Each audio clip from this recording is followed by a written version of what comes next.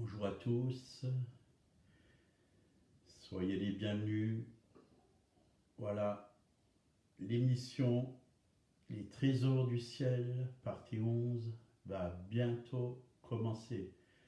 Si vous voulez regarder l'émission, mettez votre nom, mettez la ville, la région d'où vous venez.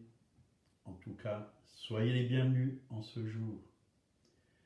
Et je me réjouis avec vous encore de partager la parole de Dieu, ce pain de vie, cette nourriture fraîche.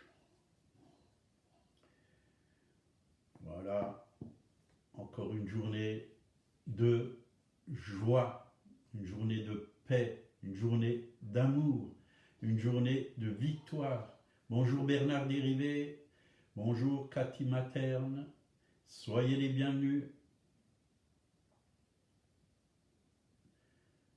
Voilà, encore ce matin, une belle petite surprise. Bonjour Kat Elcher. Ce matin, ce n'était pas une biche, mais c'était un cerf avec vraiment des grandes cornes. Il était 2 fois plus grand qu'une biche. Il m'a arraché une branche du pommier et il a commencé à me casser un pied de tomate. Mais c'est pas grave. Mais à 5 heures du matin, il était là, il a fait du bruit et je suis allé voir ce que c'était. Je n'ai pas pu le prendre en photo, mais il faisait encore nuit. Mais il était grand, majestueux. Voilà, l'émission va commencer, on va prier. Seigneur, merci pour cette journée encore que tu nous donnes. C'est toi qui nous as donné cette journée et elle est faite à merveille, Seigneur. Parce que tout ce que tu le fais à merveille et tu le fais pour chacun d'entre nous, Seigneur. Oui.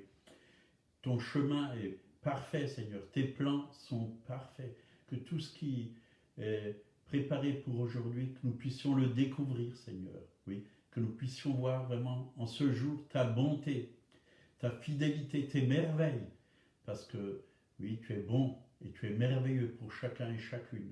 Maintenant, parle-nous par ton esprit, Seigneur, oui, au travers de ta parole, que nous puissions vraiment être tes disciples.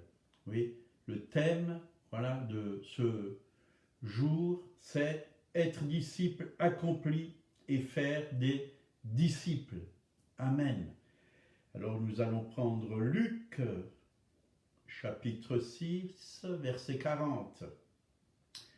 Le disciple n'est pas plus que le maître, mais tout disciple accompli sera comme son maître. Donc, c'est qui le maître si nous avons accepté Jésus-Christ comme notre Sauveur et Seigneur? Il est notre maître. Et vraiment, ce que nous désirons, c'est être comme lui. Et il y a un chant qui dit « Te ressembler, Jésus, c'est mon espoir suprême. Penser, agir, aimer toujours plus comme toi. » Vraiment avoir le cœur de Jésus et vivre dans sa présence jour après jour et le révéler à ce monde.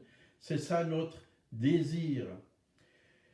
Voilà, être un disciple accompli. Vous savez, Jésus faisait la différence entre ceux qui le suivaient et ceux qui venaient juste le voir. Jésus avait 12 disciples. Ils étaient toujours avec lui et ils apprenaient de lui. Mais il y avait la foule, ils le suivaient de loin, mais les disciples le suivaient de près. Et c'est ce que nous voulons, suivre Jésus de près, parce qu'il a beaucoup de choses à nous communiquer, à nous enseigner, à nous révéler. Oui. Donc le mot accompli en grec est katardizo, qui signifie restaurer, remis en ordre, complété, terminé. C'est l'œuvre que Dieu a fait pour nous à la croix de Golgotha. Il a fait une œuvre magnifique. Il a ôté nos péchés, il a porté nos maladies et il nous a restaurés. Il nous a enseigné et il continue chaque jour à nous enseigner, à nous diriger, à nous éclairer, à nous former, jusque nous puissions vraiment lui ressembler. C'est ça. Et moi, j'étais artisan peintre, et c'est vrai, une armoire, une ancienne armoire. Souvent, il y a des vieilles armoires comme ça dans le grenier, et j'en ai vu, hein, de très belles armoires. Mais elle avait de l'âge. Et ce qu'elle avait besoin, c'est d'une restauration. Elle avait besoin d'être décapée. Enlever les vieilles peintures, nettoyer, poncer. Et jusqu'on voit tout à nouveau le bois. Et être revernie pour qu'elle soit tout à nouveau belle et utilisable, qu'elle serve tout à nouveau. Ben nous aussi, dans notre vieille vie, peut-être on ne servait à rien, ou à pas grand-chose. Et notre vie, elle avait peut-être pas beaucoup de valeur. Comme cette armoire qui a été remise en état, elle est remise en valeur. Dieu veut remettre notre vie en valeur. Nous avons du prix à ses yeux, nous avons de la valeur à ses yeux. Et il veut que nous soyons utilisés, comme cette armoire, utiles pour ce monde. Donc la Bible dit, un disciple accompli est comme son maître. Donc il a son caractère. Il est plein d'amour, rempli de douceur, de patience. Il est humble. Il porte le même fruit que son maître. Et c'est ce que Dieu fait avec nous. Il nous restaure pour que nous puissions porter le même fruit que Dieu, parce que nous avons été créés à son image et à sa ressemblance. Il termine le travail qu'il a commencé en nous, mais pour terminer ce travail, ça peut durer très longtemps, toute une vie, oui, parce que Dieu veut enlever de son épouse, nous sommes son épouse, les rides, oui, il veut enlever les taches, il veut la rendre belle, sainte, pour qu'elle soit parfaite et qu'elle puisse vraiment lui ressembler. Et un jour venir la chercher pour le grand mariage.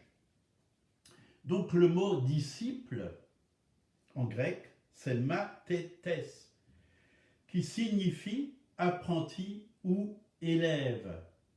En latin, discipulus. Donc, s'il y a un apprenti, c'est qu'il y a aussi un maître. Moi, j'étais apprenti peintre et j'avais avec moi, quand j'ai commencé mon apprentissage, le maître peintre, qui était le patron.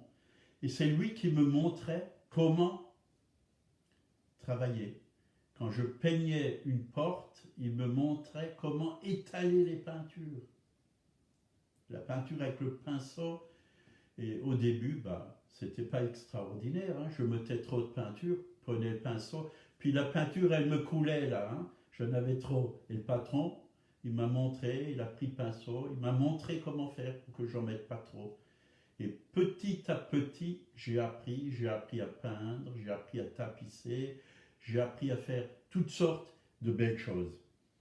Et c'est ce que Dieu veut faire avec nous, au travers de sa parole, au travers de son esprit, au travers de l'exemple que nous avons en Jésus, ou l'exemple que nous avons au travers des maîtres, c'est-à-dire des disciples qui sont accomplis.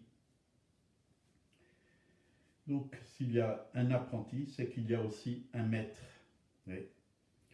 Le disciple n'est pas plus grand que son maître, on vient de le lire. Hein. Et le disciple accompli sera comme son maître. Donc, le mot maître en grec est didasolos, qui veut dire maître, professeur, patron. Le patron lui-même était apprenti. Donc un maître, c'est une personne qui a atteint un degré de connaissance, pratique et théorie.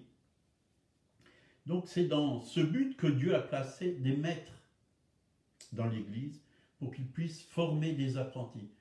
des disciples, bien sûr, c'est-à-dire des disciples, oui. Et dans Hébreux, chapitre 5, verset 12, « Vous, en effet, qui depuis longtemps devriez être des maîtres, vous avez encore besoin qu'on vous enseigne les premiers rudiments des oracles de Dieu. Vous en êtes venus à avoir besoin de lait et non de nourriture solide. » Vous voyez, on peut traîner dans la foi, ne pas avancer et vivre parfois selon la chair. Mais c'est ça, ce n'est pas la volonté de Dieu. Dieu veut qu'on devienne des adultes, qu'on ne reste pas des bébés. Aux bébés, qu'est-ce qu'on donne? Du lait, de la nourriture qui n'est pas trop solide, parce que les bébés n'ont pas de dents pour manger de la viande. Mais Dieu veut, oui, il faut prendre le lait. Quand on naît de nouveau, il faut boire du lait. Mais petit à petit, il faut prendre de la nourriture toujours plus solide pour que nous puissions vraiment avoir des forces. Donc, le disciple suivait son maître, comme le serviteur suivait son Seigneur. Suivre une personne, le disciple doit suivre Jésus, parce que c'est lui notre maître. Quand il a appelé Pierre, Jacques, Jean, qu'est-ce qu'il leur a dit? Suivez-moi, je ferai de vous, Pierre c'était un pêcheur, je ferai de vous des pêcheurs d'hommes. Et Dieu veut qu'on soit des pêcheurs d'hommes. C'est-à-dire qu'on aille chercher ce poisson, c'est-à-dire ces personnes, pour les emmener à Jésus. Les pêcher dans ce monde, oui, les pêcher dans les ténèbres pour les emmener dans la lumière, pour les emmener à Christ, pour qu'ils puissent recevoir Christ, connaître Christ, être sauvés, être délivrés, être justifiés, être purifiés, devenir des fils, des filles de Dieu. Voilà la volonté de Dieu. Nous devons être des pêcheurs d'hommes. Donc, mais le maître ne se contente pas de donner une instruction théorique à son disciple. Il le prend avec lui dans la plupart de ces occasions, afin qu'il puisse voir comme il travaille. Et c'est bon de regarder comment Jésus manifestait la gloire de Dieu sur la terre. Comme Jésus écoutait le Père et apportait aux hommes le salut, la guérison, la délivrance, l'enseignement aussi.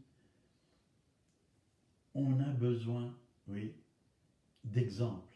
Et l'apôtre Paul, il l'a dit à Timothée, mais il l'a aussi dit à tout le peuple. Il a dit dans 1 Corinthiens 11, versets 1 et 2, « Soyez mes imitateurs, comme je le suis moi-même de Christ. Je vous loue de ce que vous vous souvenez de moi à tout égard et de ce que vous retenez mes instructions telles que je vous les ai données. » Voyez, l'apôtre Paul était vraiment un modèle pour les autres. Est-ce que nous sommes des modèles pour les autres? Est-ce qu'on montre aux autres le chemin? Est-ce qu'on montre aux autres comment appliquer la parole de Dieu? Soyons des modèles. Donc, Paul imitait Christ. Soyez mes imitateurs comme je le suis de Christ. C'était son modèle. Christ était son modèle, son exemple. Il voulait lui ressembler dans tous les domaines. C'est normal, parce que l'homme a été créé à l'image de Dieu. Et l'homme, c'est l'image de Dieu sur cette terre. Christ était l'image parfaite du Père. Et il révélait le Père sur cette terre. Et nous devons être des hommes et des femmes qui révèlent le Père, le cœur du Père. Dieu est amour. Le cœur, oui, du Père. Dieu est amour. Dieu est humilité, il est humble. Dieu est doux, doux. Il est humble de cœur, dit la parole de Dieu. Dieu est esprit, nous devons être remplis de son esprit pour que vraiment cette lumière, la lumière du Saint-Esprit, brille au travers de nos vies.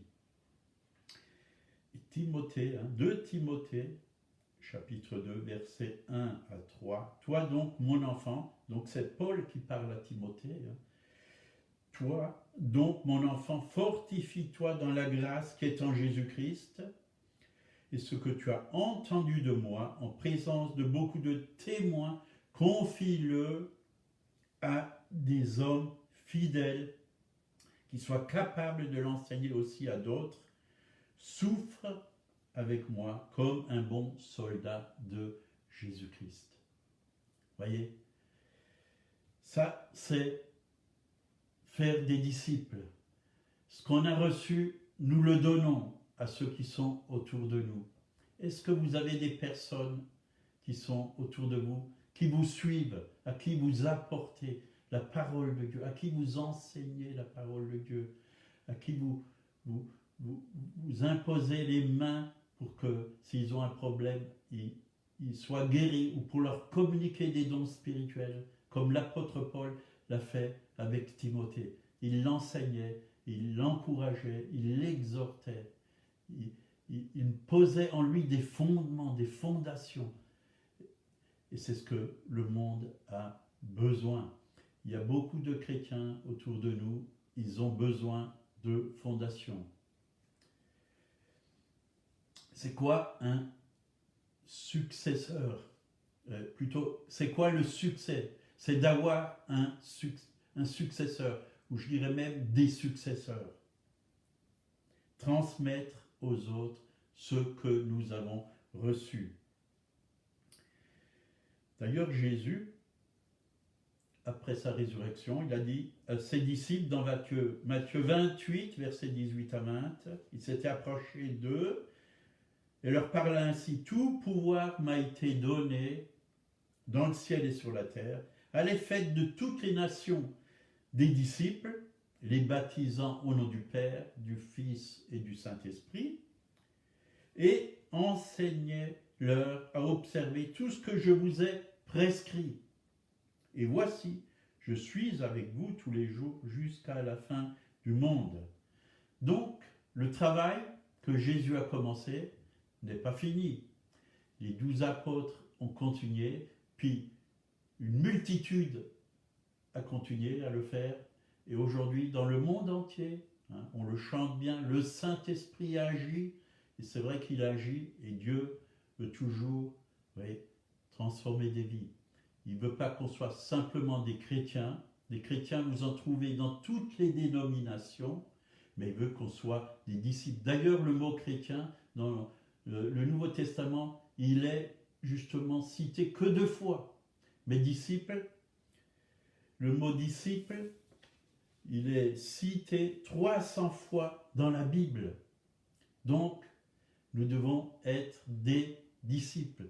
Et même quand on a cité 2 fois ce mot chrétien, c'était même pas des croyants qui l'ont cité, c'était des gens qui n'étaient pas croyants, mais qui étaient de l'extérieur. Ils leur ont donné le nom de chrétien. Mais ce n'est pas Dieu qui a donné le nom de chrétien. Éphésiens, chapitre 4, versets 11 à 14, on va finir par là. C'est lui qui a donné les uns comme apôtres, les autres comme prophètes, les autres comme évangélistes, les autres comme bergers ou pasteurs et enseignants. Il l'a fait pour former les saints aux tâches du service en vue de l'édification du corps de Christ, jusqu'à ce que nous soyons parvenus tous à l'unité de la foi, de la connaissance du Fils de Dieu, à la maturité de l'adulte, à la mesure de la stature parfaite de Christ. Ainsi, nous ne serons plus de petits enfants ballottés et portés par tous les vents de doctrine, Et il y en a aujourd'hui plein des vents de doctrine, par les ruses des hommes, leur habileté dans les manœuvres d'égarement.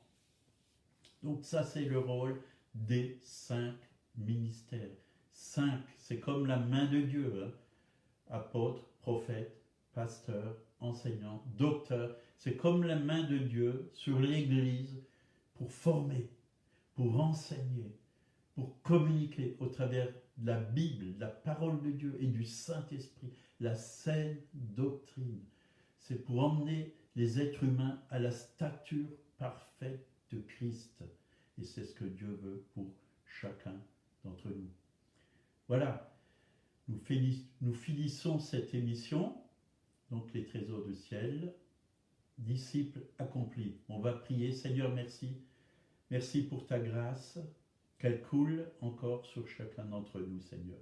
C'est toi qui nous formes au travers de ton esprit, au travers de ta parole, mais aussi tu mets des maîtres, c'est-à-dire des serviteurs, des servantes autour de nous, pour nous encourager, pour nous enseigner, pour nous aider, oui, à grandir avec toi, marcher avec toi, pour que nous puissions pleinement te connaître, Seigneur, et vivre pour ta gloire et pour ton honneur. Merci, parce que ta parole est la vérité, qu'elle soit vraiment établie dans notre cœur, Seigneur. Oui, bénis tous ces frères et sœurs qui sont sur, cette émission et ceux qui vont venir encore dans cette journée et dans les jours prochains, Seigneur. Affermis-nous chacun et chacune, Seigneur.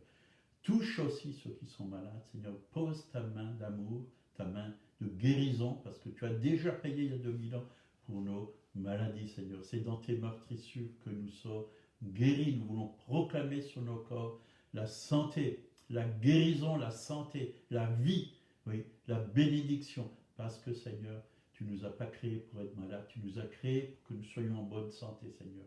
Et je te prie pour tous mes frères et sœurs qui soient en bonne santé. Oui, merci Seigneur.